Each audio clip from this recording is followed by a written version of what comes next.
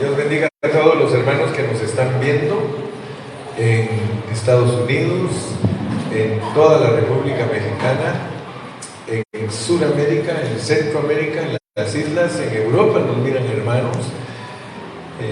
Gracias por estar con nosotros. Estamos estudiando el libro de Números y Dios nos está revelando cosas maravillosas. El libro de Números nos enseña que la iglesia es un ejército y Dios quiere que entendamos, porque a medida que nos vayamos metiendo en la palabra vamos a poder descubrir cosas que son muy importantes para nosotros. Entonces podríamos volver a repetir la pregunta: ¿cuál es el pensamiento central del libro de Números? Bueno, en este libro Cristo es revelado como, primero, el significado de la vida del pueblo de Dios. Nosotros podemos ver el caso de los israelitas, que cuando ellos salieron de Egipto, ellos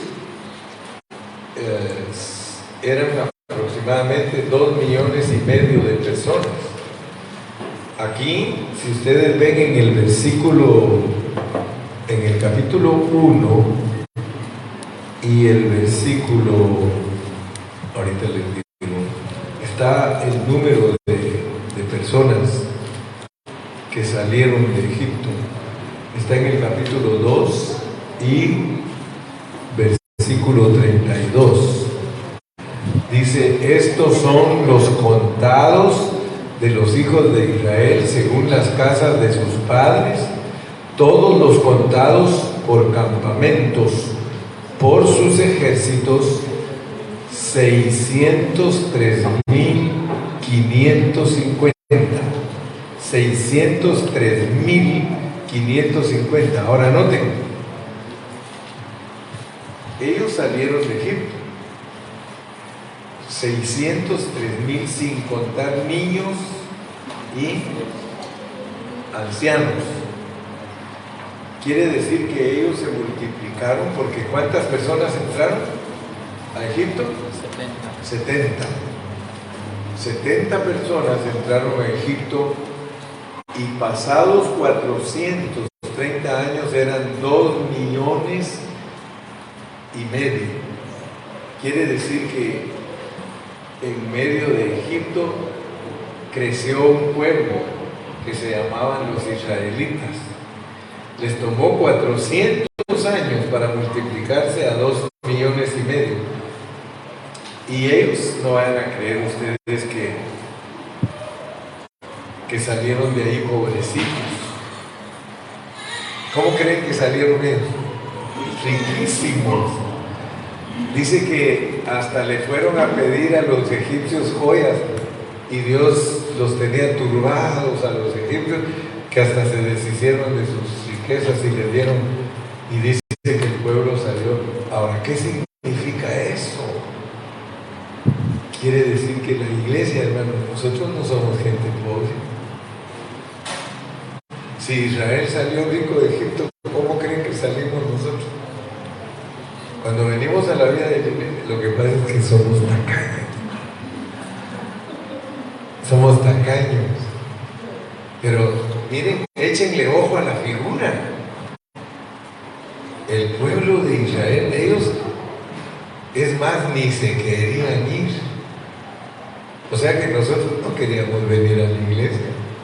Nosotros estábamos bien contentos, haciendo ciudades para Faraón, pero teníamos de todo.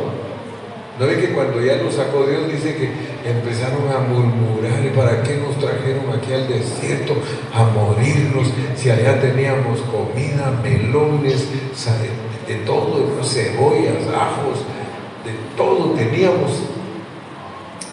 Quiere decir, hermano, que las figuras en la Biblia son bien importantes entenderlas, porque entonces vamos a tener una palabra clara de lo que nosotros somos. Fíjense, el pensamiento central, el significado de la vida para nosotros el pueblo de Dios es Cristo.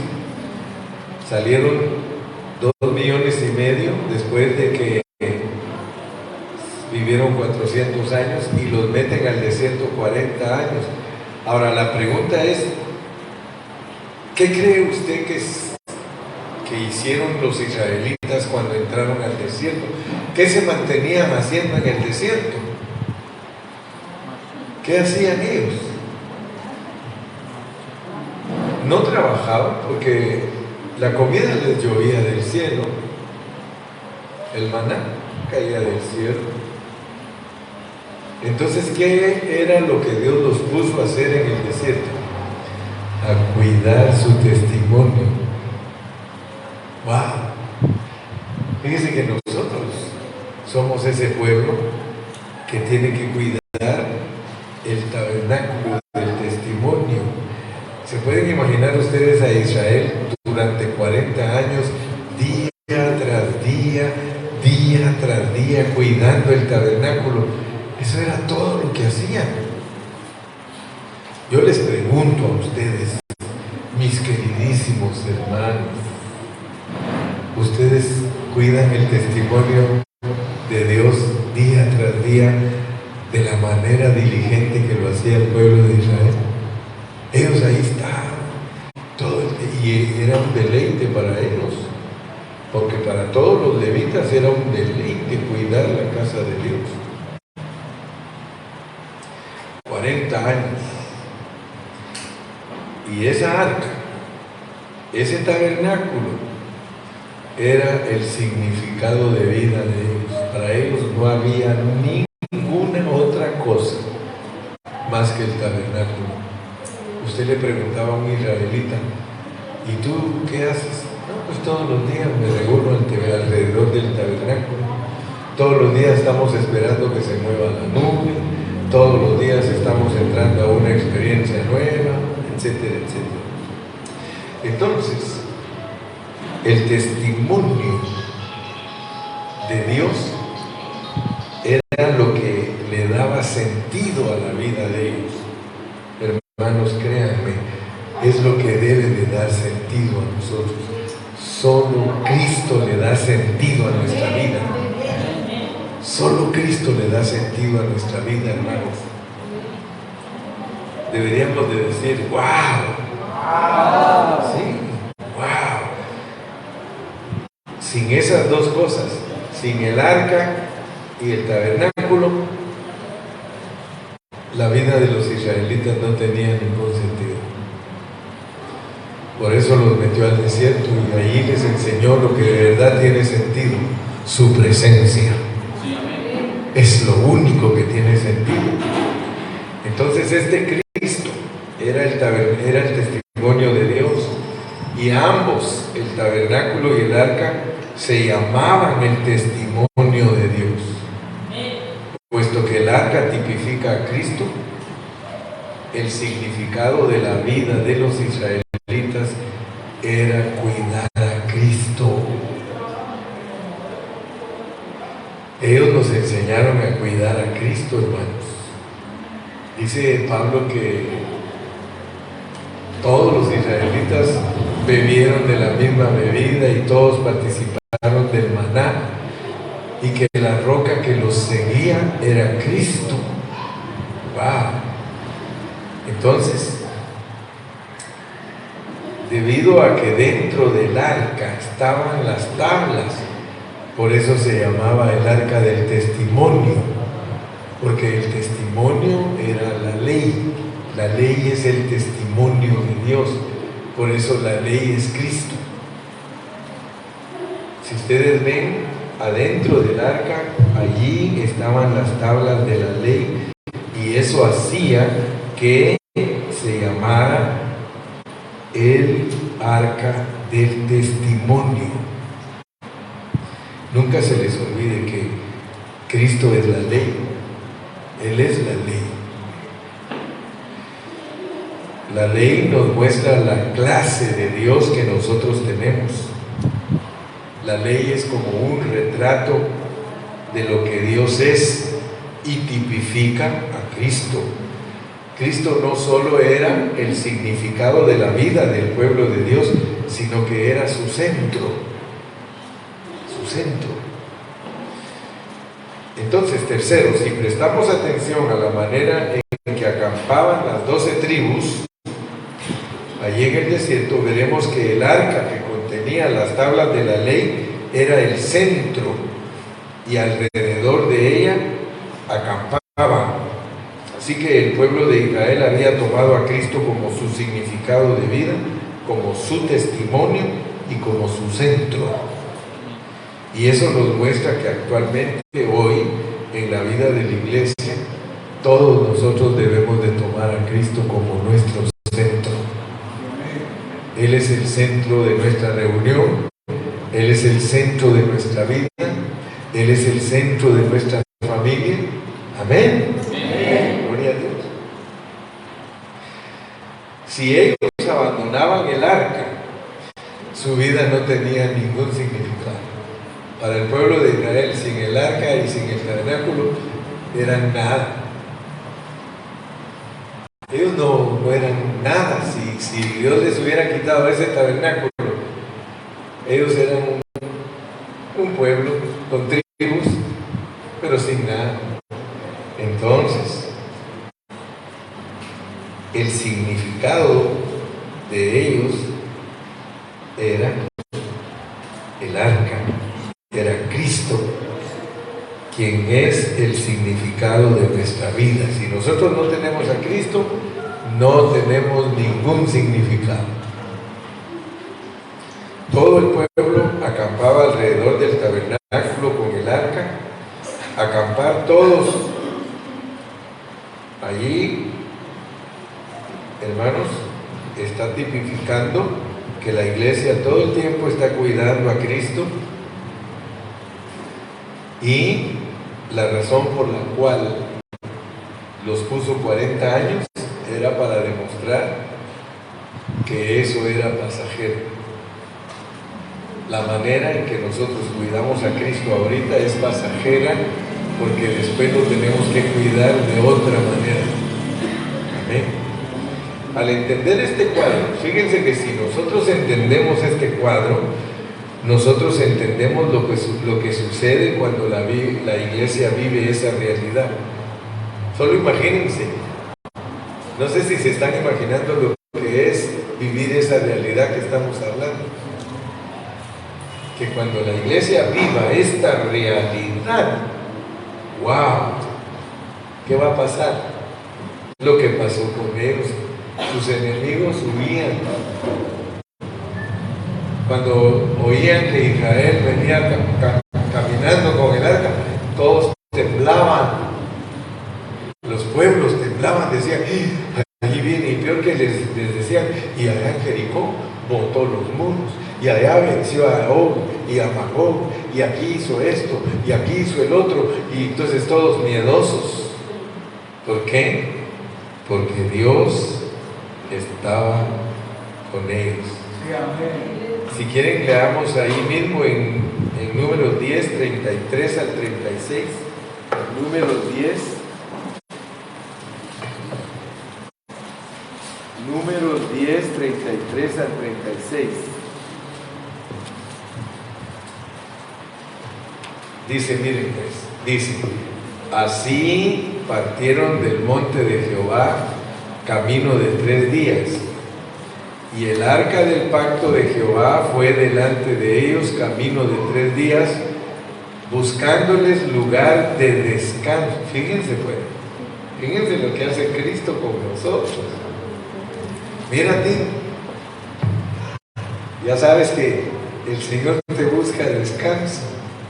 Cuando estudiemos las jornadas nos vamos a quedar maravillados, porque ustedes van a descubrir cosas de su vida, de ustedes. Esas 42 jornadas marcan la vida de cada uno de nosotros. Y entonces se van a asustar, porque hay veces que Dios los va a llevar a cosas negativas, pero no para que se queden ahí, sino para perfeccionarlos. Yo no te estoy diciendo que me es cosa negativa para ti. A Belén le da risa. No, mire, en esto de los noviazgos es tremendo. Y hay que orar mucho por nuestros jóvenes. Porque a veces se buscan dificultades fuertes. Pero si oran, Dios los dirige. Pongan sus noviazgos en las manos del Señor. Que aún les pasen cosas negativas, Dios tiene planes con ustedes. Pero si ponen a Dios en primer lugar. Porque yo no les voy a decir que no van a pelear. Y a veces soy profeta. A veces soy profeta. Me acuerdo que en Izmiquilpan le dije públicamente, ¿verdad? Entonces le dije a Emiliano, le dije, el otro año ya no vas a estar con ella. ¿Y qué pasó? El otro año ya no estaba con ella. Y dice, yo no hice nada, dice, para dejarla. Ella me dejó, dice. Bueno, oren mucho porque en el noviazgo se necesita la dirección de Dios. Si ustedes ponen a Dios en primer lugar, todo les va a salir bien, aunque tengan pruebas. Aunque tengan pruebas.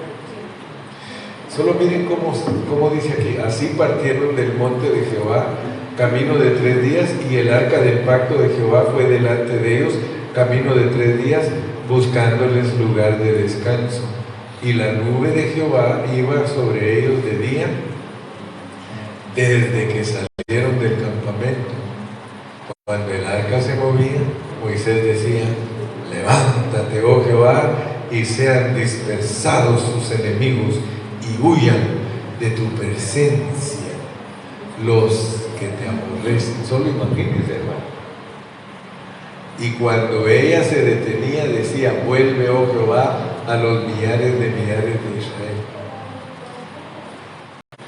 La presencia de Dios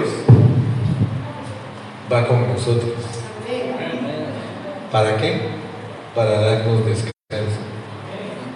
Amén. Pero eso no quiere decir que no los llevó a momentos difíciles para ver qué hacían. Fíjense que hay momentos que Dios nos va a llevar a cosas negativas para ver qué hacemos. ¿Quieren leerlo conmigo? Deuteronomio 8:2. Deuteronomio 8:2, el que primero lo encuentre, léalo. Deuteronomio 8:2, léelo. Dice: y te acordarás de todo el camino por donde te ha traído Jehová tu Dios estos 40 años en el desierto, para afligirte, para probarte, para saber lo que había en tu corazón, si habías de guardar o no sus mandamientos. Para probarte. O sea que, aunque vengan cosas negativas a nuestra vida, muchas veces Dios lo que quiere es probar qué hay en el corazón de nosotros. Amén. Entonces terminemos con un punto, con el tercer punto. Este libro, en Números, el cual revela a Cristo, se nos dice que Cristo no está quieto. Acuérdense, Cristo no está quieto, sino que es un Cristo que se mueve, es un Cristo que actúa, que prosigue y que siempre sigue adelante. Esa es la idea del campamento, armando y desarmando el tabernáculo. El tabernáculo es Cristo y Cristo quiere moverse, hay que desarmarlo. Y vamos a aprender todo eso, vamos a aprender qué quiere decir que a Cristo para moverse hay que desarmar. En este seminario vamos a aprender muchas cosas. Entonces, tenemos un Cristo que actúa, un Cristo que prosigue y que siempre sigue adelante. Otra cosa, al avanzar Él es nuestro líder. Él toma la delantera, Él es nuestro camino, y tomar la delantera es abrir el camino, ser el camino, y el camino es Cristo. Cristo mismo y Él también es nuestra meta. Cristo es nuestro camino, Cristo es nuestra meta. ¿Quién es el camino? Cristo es el camino, pero Él también es nuestra meta. Otra cosa, Cristo es nuestro líder, nuestro camino, nuestra meta. Amén. Debemos de conocer a Cristo como el camino, la verdad y la vida. Amén. Como líder, Él nos guía. ¿Para dónde? ¿Para dónde crees que te va a guiar Dios? Te va a guiar en su camino y te va a llevar a su meta. Aunque tú creas que las metas que tú tienes son las mejores, no. Él tiene una meta contigo y Él te va a llevar a la meta de Él. Y no se te olvide que eres ejército.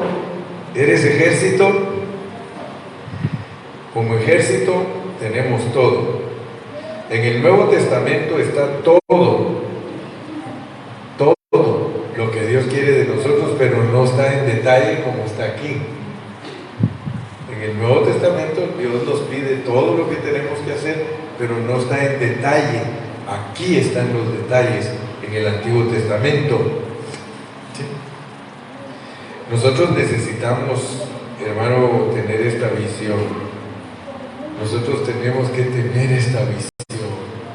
Pídele a Dios que te capture esta visión, que te gobierne esta visión, que Cristo es el significado de tu vida, que Cristo es el testimonio de tu vida, que Cristo es el centro de tu vida, que Cristo es el líder de tu vida, que Cristo es el camino de tu vida, que Cristo es tu meta. Amén. Pero ¿para qué? ¿Para qué es esto? ¿Para qué tanto? Dice mi hermano, ¿para qué tanto barullo? ¿Para qué tantas cosas que nos pide Dios, hermano?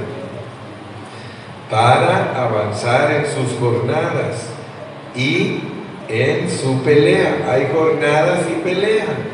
Todo lo que Él nos está declarando como ejército es para sus jornadas y para su pelea. ¿Sí? Fíjese que para avanzar en su jornada y en su pelea nosotros necesitamos todo esto. De otra manera, sin esto no hay satisfacción. Y Dios tiene que ser satisfecho. ¿Sí? Acordémonos siempre, hermano. ¿Para qué dice Dios que te quiere llevar en su mover? Para producirte descanso.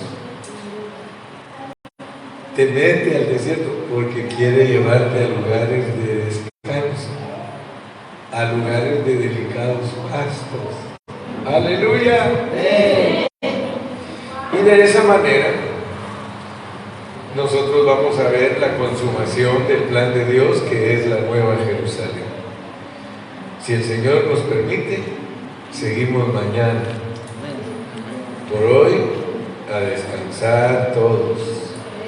Pero no pierdan de vista,